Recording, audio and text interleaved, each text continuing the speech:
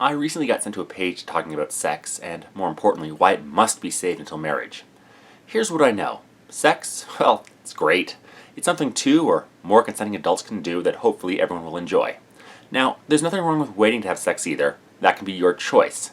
But most of the arguments were either silly or stupid. So I thought I'd go over this one, have some fun, see what I thought of their reasons. Not my usual thing, but hey, let's go. Sex is a powerful force that can destroy if not used properly.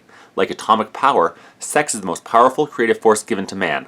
When atomic power is used correctly, it can create boundless energy. When it is used in the wrong way, it destroys life. Sex is the same kind of powerful force.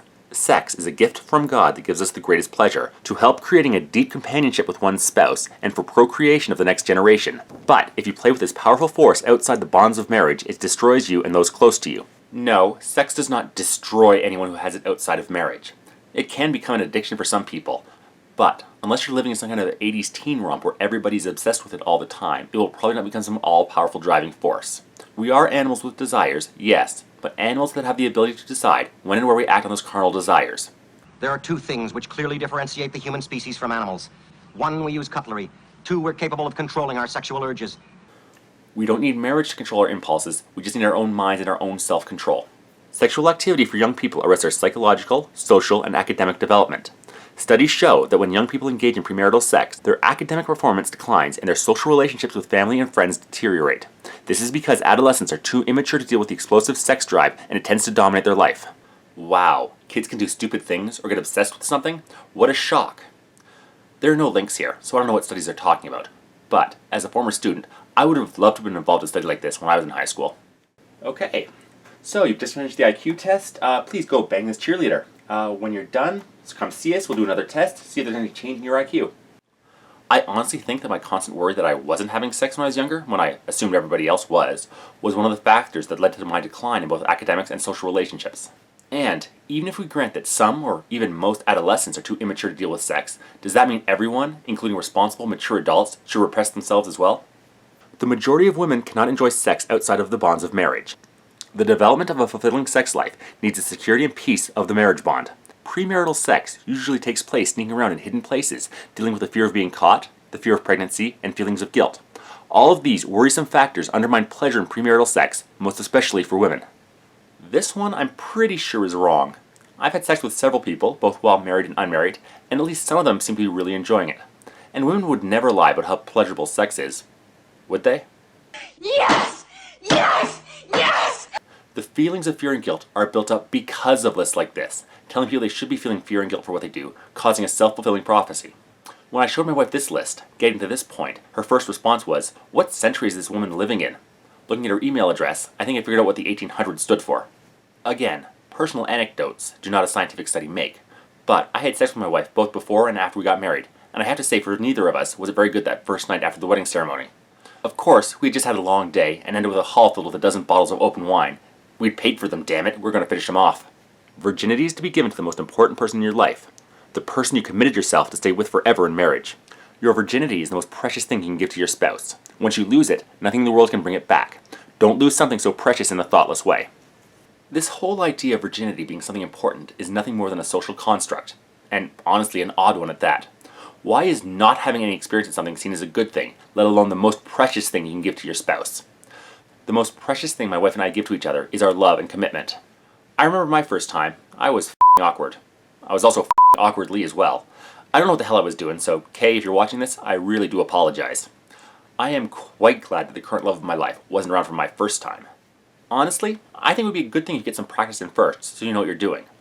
But if you choose to save yourself for somebody special, it should be your choice, not something society's pressured you into.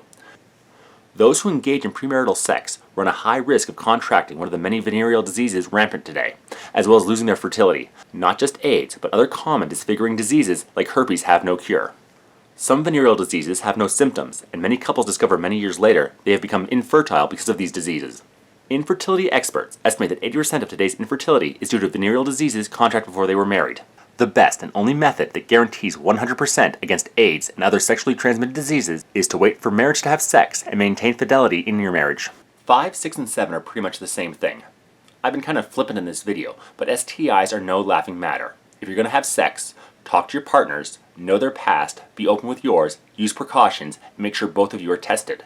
And yes, the only method that is 100% safe is abstinence. But the only way to be 100% safe from car accidents is never get in a vehicle.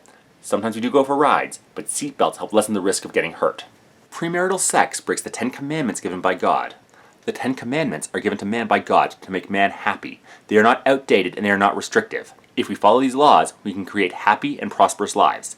If we don't follow them, we will pay a heavy price in divorce, disease, abortions, illegitimate children, and loneliness. Modern men make a big mistake when they think they can break these eternal laws and not suffer consequences. Alright, this one I have a few issues with as well. First, I don't actually believe in any gods. Shocker, I know! So, I don't see why everyone has to follow your rules. But, let's say you're talking to someone who does follow your belief system. Your point will still have problems. The actual 10 Commandments, the ones listed as such in the Bible, don't mention lust, or adultery, or sex at all. Adultery was in the original set that was destroyed, and according to the myth, God himself didn't think it was necessary to keep them during the rewrite, with things like feasts and how to boil kids more important to him than sex.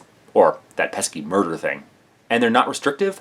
They are literally telling you what to do and how to act. That is the textbook definition of restrictive. Premarital sex runs the risk of conceiving illegitimate children. Numerous scientific studies show that the children of single mothers suffer psychologically and are less successful socially and academically than children from intact families.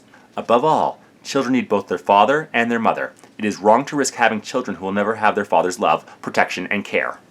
This one pisses me off. My children were both conceived and born out of wedlock and were still loved unconditionally. There is nothing wrong with a child if their parents did not go through some kind of state or religious ceremony before boning. There have been many children born out of wedlock who've still been able to go on and be successful. Leonardo, while most people think of as the dullest Ninja Turtle, was an instrumental artist and inventor who inspired people for centuries. Confucius' philosophies are still being studied. Even two of the fathers of the American Republic, Thomas Paine and Alexander Hamilton, were the result of extramarital affairs. The legitimacy of one's birth should have no standing in one's life at all. Yes, if you have sex and someone gets pregnant, you have an obligation to support your family. That goes without saying. But to assume that out-of-wedlock births are inherently bad is both simple-minded and insulting. If you date and you don't have sex, you can forget about the relationship when you stop dating.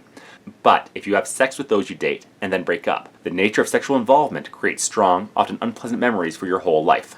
Every relationship you break up where you had intimate relations is like a mini divorce. The psychological difficulties of these mini divorces does damage to your character. Later, when you are married and go to bed with your beloved spouse, these unpleasant memories will accompany you. Not always true. I've had relationships where sex was not involved that I look back on as unpleasant road bumps that help forge who I am, and I've had sex with women who still remain close friends. It is not the sex, but the emotional connection you have with someone that determines how it will affect you when the relationship changes. True love waits. If a boy or girl truly loves you, they will want the best for you. They will not want you to suffer fear of disease, unwanted pregnancy, or the psychological difficulties of premarital sex. They will want to experience love with you only in the very best place of all, the love nest of marriage. Yes, a love nest of marriage can be a good place to have sex, much more comfortable than some other places like the backseat of a Camaro. Look, sex is great. It can be a big part of a long-term relationship. So, if you're going to be getting into marriage, doesn't it make sense to be sure that you and your partner are compatible on all levels, including sexual chemistry? The long and the short of it is, sex should wait until you are ready. Don't feel pressure to do anything you aren't prepared for. Just be careful, use protection, and be aware of the possible consequences. And if you aren't ready, don't do it. So, another list down. As always, if someone finds something they think I should reply to, or just questions of their own, send them my way. Come on. Let's talk about sex.